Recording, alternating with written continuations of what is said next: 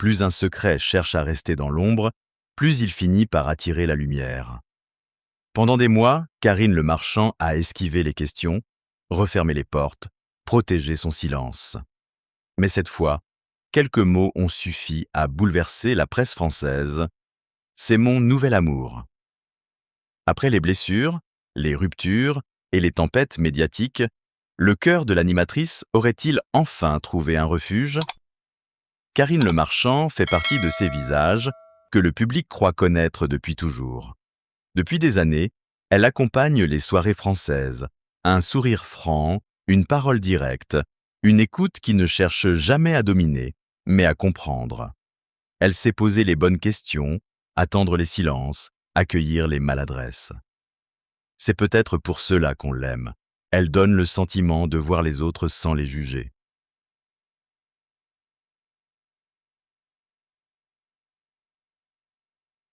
Socialiade. Pour beaucoup, Karine est d'abord la voix chaleureuse de ces histoires d'amour simples et bouleversantes, notamment celle des agriculteurs venus chercher une main à tenir, un regard sincère, une seconde chance.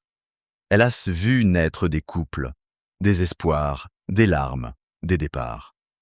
Elle a ri avec ceux qui osaient enfin aimer. Elle a consolé ceux qui repartaient seuls.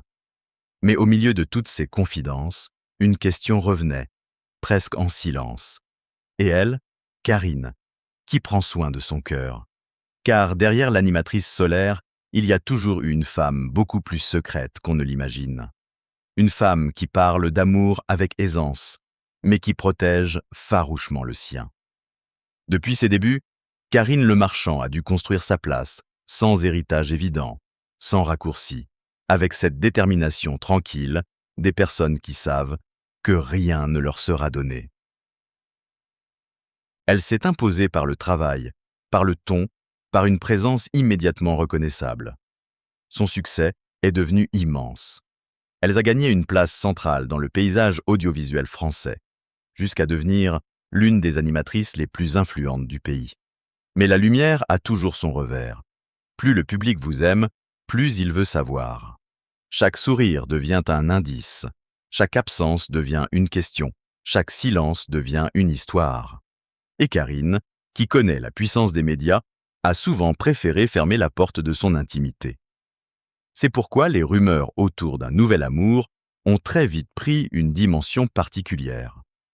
Au départ, ce n'étaient que des murmures, des regards insistants, des phrases glissées dans les colonnes People. On disait qu'un homme était entré dans sa vie. On disait qu'elle semblait plus légère, plus lumineuse. Mais Karine ne confirmait rien. Zicharme, elle esquivait, souriait, changeait de sujet.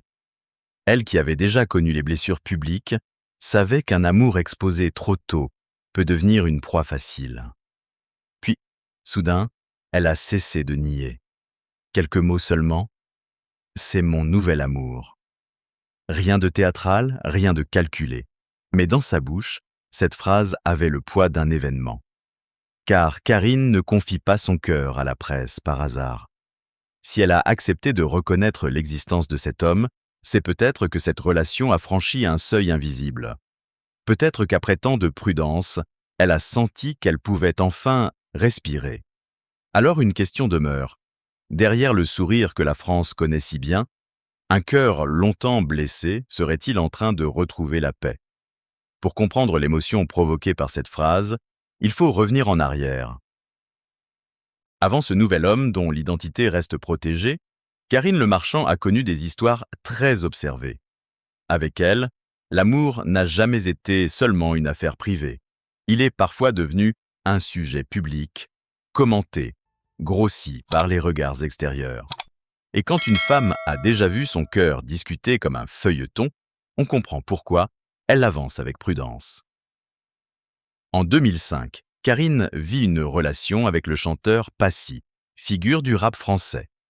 Leur histoire dure un peu plus d'un an, jusqu'en 2006. Elle est déjà suivie, lui est reconnu, et leur couple attire la curiosité.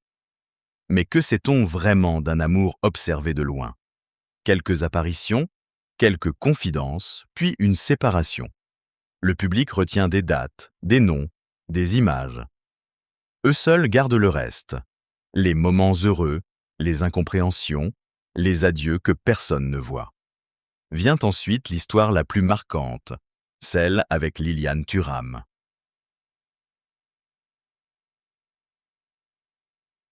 De 2007 à 2013, Karine partage la vie de l'ancien champion du monde.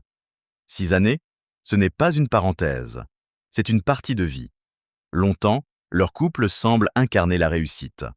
Mais les histoires admirées de l'extérieur peuvent cacher des fragilités profondes. Quand la rupture arrive, elle s'accompagne de tensions. Karine dépose alors une plainte liée à des accusations de violence conjugale avant de la retirer. L'épisode est lourd, douloureux. Il laisse deviner combien la confiance peut être abîmée lorsque l'amour devient source de peur ou de souffrance. Après une telle période, comment recommencer sans trembler? Comment croire encore à la douceur quand la mémoire garde les traces de ce qui a fait mal? Karine continue d'avancer.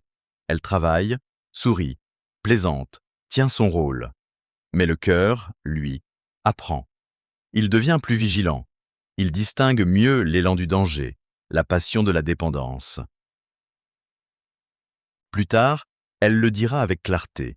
Elle ne veut plus payer n'importe quel prix pour aimer, ni laisser quelqu'un abîmer sa santé mentale. En 2018, une autre relation fait grand bruit, celle avec Joey Starr. L'histoire est brève, inattendue, très commentée. Mais elle s'achève rapidement, notamment sur fond de soupçons d'infidélité. Une fois encore, Karine se retrouve au centre des discussions. Une fois encore, sa vie sentimentale devient matière à curiosité. Pourtant, au milieu de ces amours exposés, il existe un lien que Karine a toujours protégé, celui qui l'unit à sa fille Alia, née en 2002. Depuis plus de 20 ans, elle refuse de révéler l'identité du père de son enfant. Ce silence n'est pas un vide, c'est une frontière. Elle a élevé sa fille seule, avec cette dignité des mères qui ne cherchent pas à se plaindre, mais à tenir debout.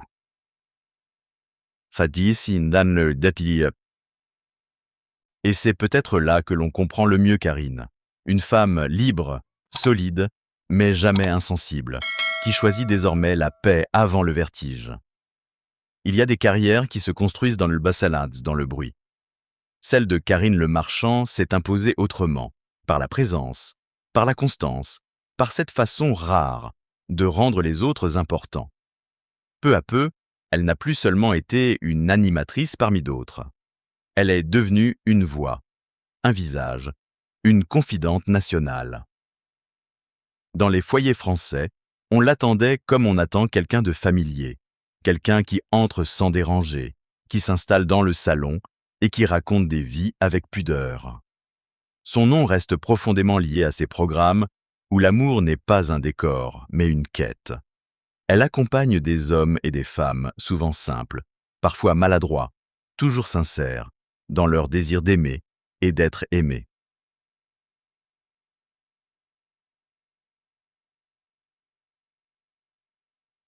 Là, et là où d'autres auraient cherché le spectacle, Karine cherche l'humain.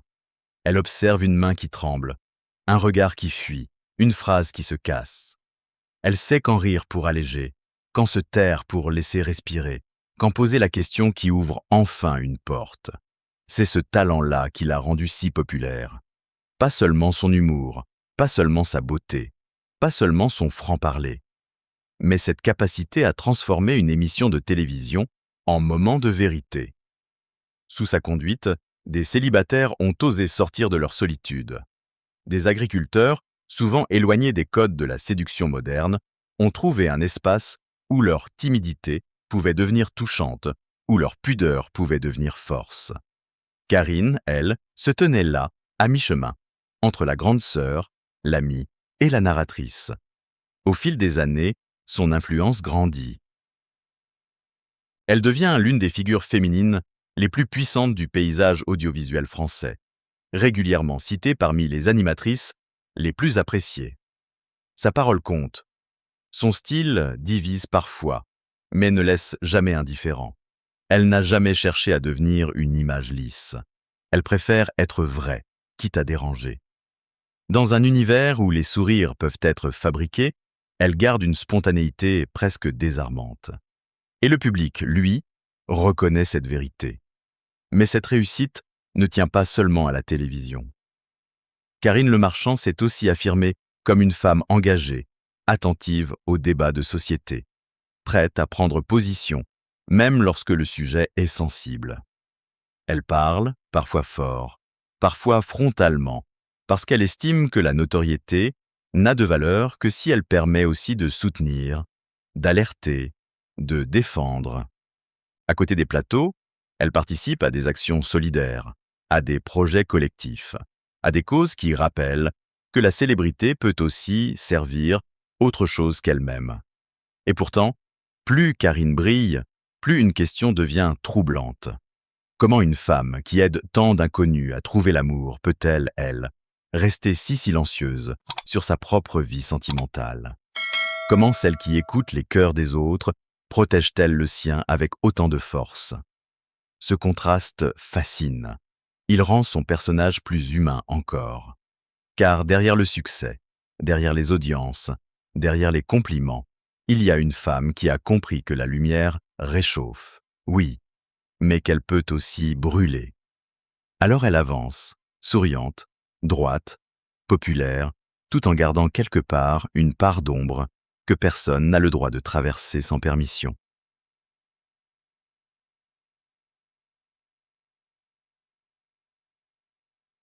Mais aucune image publique, aussi solide soit-elle, ne protège entièrement des tempêtes intérieures.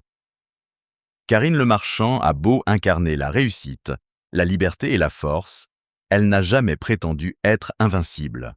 Et c'est peut-être cela qui la rend si proche du public. Cette impression qu'elle tient debout, non parce que la vie l'a épargnée, mais parce qu'elle a appris à se relever. Derrière les émissions, les sourires, les formules pleines d'esprit, il y a eu des moments de fatigue, de solitude, de doute, des moments où la femme derrière l'écran devait faire face à ses propres silences. La célébrité est un cadeau étrange. Elle ouvre des portes, mais elle enlève parfois le droit de tomber en paix. Quand tout va bien, on vous applaudit. Quand quelque chose se fissure, on vous observe. Karine le sait mieux que personne. Ses choix, ses amours, ses ruptures, ses prises de parole ont souvent été commentées avec une intensité parfois cruelle. Et quand la vie privée devient un sujet public, chaque blessure semble devoir se justifier. Pourquoi a-t-elle aimé cet homme? Pourquoi est-elle partie? Pourquoi se tait-elle? Pourquoi sourit-elle encore? Dans cette pression constante, les premières fissures apparaissent rarement de façon spectaculaire. Elles naissent dans l'accumulation. Une phrase de trop dans un article, une rumeur qui revient, un jugement posé par des inconnus, une fatigue que l'on cache parce qu'il faut continuer.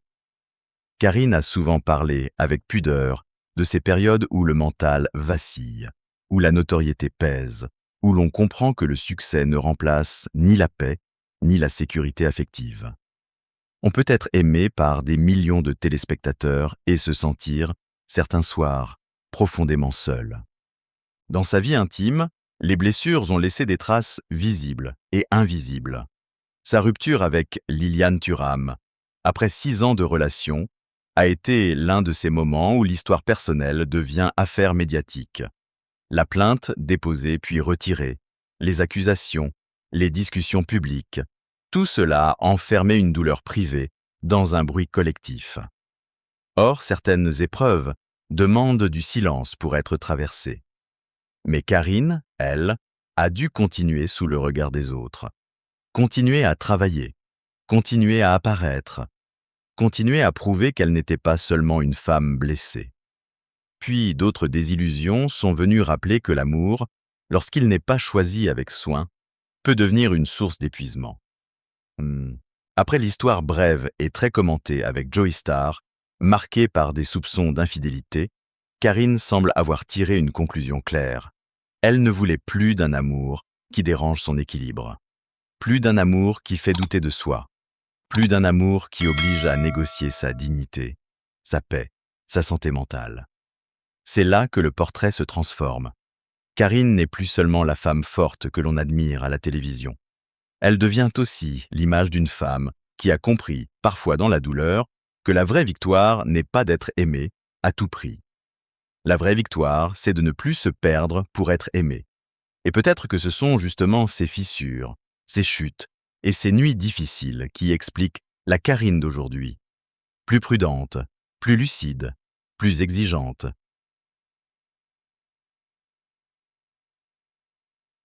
Lire, une femme qui sait désormais que le cœur peut s'ouvrir encore, mais seulement à quelqu'un qui n'abîme pas la paix qu'elle a mis tant d'années à reconstruire. Il arrive un moment dans la vie d'une femme publique où il ne suffit plus de sourire pour convaincre que tout va bien. Karine Le Marchand l'a appris à ses dépens. Les années passent, les émissions continuent, les audiences restent fortes, mais derrière la mécanique bien huilée de la télévision, quelque chose demande à être réparé. Non pas devant les caméras, non pas dans les interviews, mais dans cette zone silencieuse où l'on se retrouve seul avec soi-même, avec ses souvenirs, ses peurs et cette question simple: comment recommencer sans se trahir? Après les ruptures qui ont fait couler tant d'encre, Karine aurait pu choisir le cynisme. Elle aurait pu fermer son cœur, ne plus croire aux promesses, se réfugier uniquement dans le travail et dans la maternité. D'une certaine façon, elle l'a fait. Pas par dureté, mais par instinct de survie. Quand on a été blessé, on ne se précipite plus vers l'amour comme avant. On l'observe, on l'interroge, on attend de voir s'il vient avec de la douceur ou avec du désordre. Et Karine, plus que jamais, semble avoir appris à écouter ce que son corps, son esprit et son histoire lui disaient. Pendant longtemps, elle a donné l'image d'une femme qui maîtrise tout. Une femme indépendante, forte, financièrement libre, émotionnellement debout. Elle n'a jamais eu besoin d'un homme pour exister. Elle a bâti sa carrière, élevé sa fille Alia, protégé son foyer, défendu ses idées, porté ses engagements. Mais l'indépendance ne signifie pas l'absence de blessures. On peut être solide et fatigué. On peut être admiré et fragile. On peut rire devant des millions de personnes et le soir venu, chercher seulement un peu de paix. Ouf. C'est cette paix que Karine semble avoir choisie comme priorité. Elle l'a dit avec une clarté rare. Elle ne veut plus accepter n'importe quoi, ni se mettre en danger pour une histoire d'amour. Elle ne veut pas d'une relation qui menace sa santé mentale. Ces mots sont importants. Ils ne sont pas seulement ceux d'une célébrité qui pose des limites. Ils sont ceux d'une femme qui a compris que l'amour ne doit jamais devenir une épreuve permanente. Aimer, ce n'est pas s'épuiser. Aimer, ce n'est pas négocier sa dignité. Aimer, ce n'est pas trembler en silence pour que l'autre reste. Dans cette période, Karine a continué à avancer. À l'écran, elle est restée cette présence vive, drôle, parfois piquante, toujours attentive aux autres. Dans la vie, elle a consolidé ce qui ne ment pas: le lien avec sa fille, les amitiés fidèles, le travail, les projets, les causes qui donnent du sens. Elle a aussi accepté de ne plus correspondre aux attentes, ne plus répondre à toutes les curiosités, ne plus donner son intimité en pâture, ne plus justifier chaque choix comme si son cœur appartenait au public. Et peut-être que c'est là, précisément, que sa reconstruction a commencé. Non pas dans un grand événement spectaculaire, mais dans une série de petites décisions.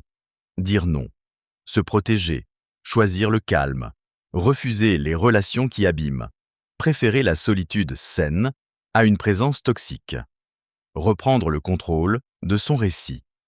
À mesure que les années passaient, une Karine plus lucide apparaissait, moins pressée, plus sélective, moins impressionnée par les apparences. Une femme qui ne cherchait plus à être sauvée, parce qu'elle avait appris à se sauver elle-même. Et quand une femme en arrive là, l'amour ne peut revenir que d'une seule manière: doucement, respectueusement, presque sur la pointe des pieds. Puis un jour, sans éclat inutile, quelque chose a changé. Au départ, personne ne savait vraiment quoi. Quelques proches auraient remarqué un sourire différent, une façon plus légère de parler, une énergie plus douce dans le regard. Les admirateurs, eux aussi, ont commencé à commenter cette impression étrange. Karine semblait plus lumineuse, plus apaisée, presque rajeunie. Était-ce le travail? Était-ce la sérénité retrouvée? Était-ce simplement le temps qui, parfois, rend aux femmes ce que les épreuves leur ont pris? Ou bien y avait-il quelqu'un, quelque part, capable de faire battre son cœur autrement? Les rumeurs se sont installées peu à peu. On parlait d'un homme, pas d'une star du sport, pas d'un rappeur célèbre, pas d'un visage connu que les magazines auraient immédiatement reconnu. Non. Cette fois, le mystère était plus grand encore, parce que l'homme semblait venir d'un autre monde que celui des projecteurs. Et ce détail a tout changé. Après avoir aimé des personnalités publiques, après avoir vu ses relations commentées, analysées, parfois déformées, Karine aurait-elle choisi une histoire plus discrète, plus protégée, plus adulte peut-être? Pendant des mois, elle n'a rien confirmé. Elle a laissé les questions passer. Elle a refusé de transformer son bonheur en spectacle. Ce silence, certains l'ont pris pour une stratégie, mais il ressemblait surtout à une précaution. Quand on a connu les tempêtes, on ne présente pas tout de suite son refuge à la foule. On le garde à l'abri. On vérifie qu'il est solide. On écoute si la paix demeure quand l'émotion retombe. Karine, cette fois, semblait vouloir aimer autrement, sans précipitation, sans exposition excessive, sans laisser les regards extérieurs entrer trop tôt dans la maison du cœur. Et puis la phrase est arrivée. Simple, brève, presque pudique. C'est mon nouvel amour. Il n'en fallait pas davantage pour faire trembler la presse française, car ce n'était pas une déclaration ordinaire, ce n'était pas le cri d'une passion adolescente. C'était une reconnaissance rare, prononcée par une femme qui avait longtemps juré de ne plus offrir sa vie privée aux journaux. En quelques mots, Karine confirmait ce que beaucoup pressentaient. Oui, il y a quelqu'un. Oui, cette personne compte. Oui, après les blessures, elle s'autorise encore à aimer. La curiosité, évidemment, s'est enflammée. Qui est cet homme? Comment l'a-t-elle rencontré? Pourquoi garde-t-elle son identité secrète? Est-il celui qui a su approcher sans brusquer, écouter sans envahir, aimer sans déséquilibrer? Nul ne le sait vraiment. Et c'est peut-être très bien ainsi. Car le vrai changement n'est pas dans son nom.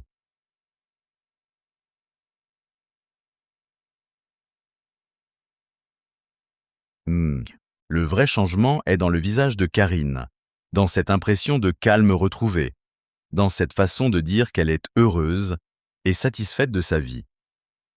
Ce nouvel amour n'efface pas le passé. Il ne supprime ni les cicatrices, ni les déceptions, ni les nuits difficiles. Mais il semble arriver comme une lumière basse après l'orage.